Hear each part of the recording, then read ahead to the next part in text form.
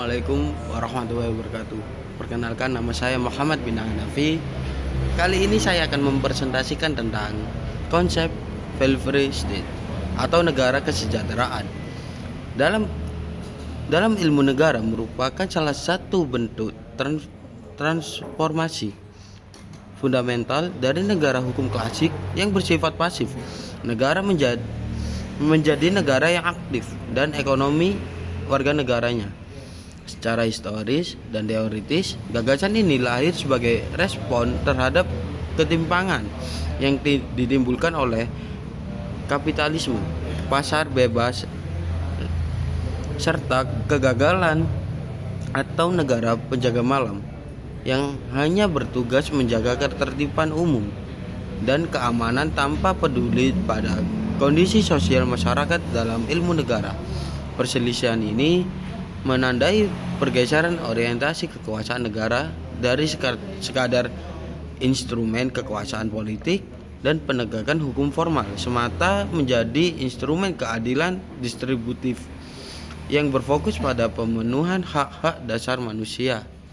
Perkembangan pemikiran mengenai negara kesejahteraan tidak dapat dilepaskan dari perluasan konsep hak asasi manusia, khususnya hak-hak ekonomi, sosial, dan budaya.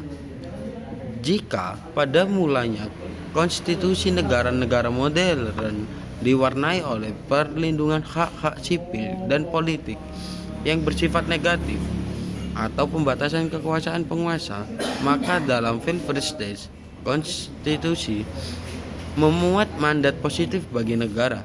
Mandat positif ini mewajibkan negara untuk secara aktif melakukan intervensi dalam perekonomian dan kehidupan sosial guna memastikan bahwa setiap warga negara memiliki akses yang layak terhadap pendidikan, kesehatan, perumahan, pekerjaan, serta jaminan sosial di masa tua atau ketika menghadapi resiko-resiko sosial tertentu. Inventaris ini dilakukan bukan untuk meredukasi kebebasan individu, melainkan untuk menciptakan kesetaraan kesempatan agar kebebasan formal yang dijamin hukum dapat benar-benar dinikmati secara substantif oleh seluruh lapisan masyarakat.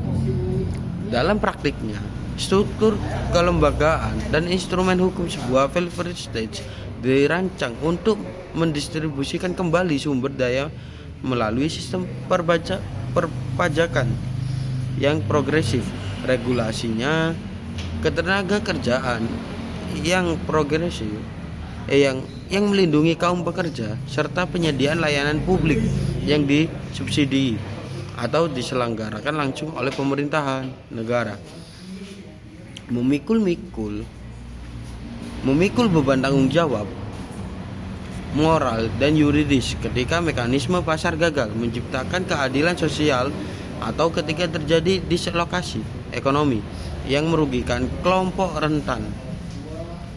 Oleh karena itu, legitimasi kelompok rentan dalam ilmu negara modern tidak lagi hanya diukur dari sejauh mana penguasa taat pada prosedur hukum formal atau legitimitas semata, tetapi juga diukur dari sejauh mana efektivitas negara tersebut dalam menghadirkan kemakmuran, perlindungan, dan keadilan bagi kesejahteraan seluruh rakyatnya. Terima kasih, sekian, wassalamualaikum warahmatullahi wabarakatuh.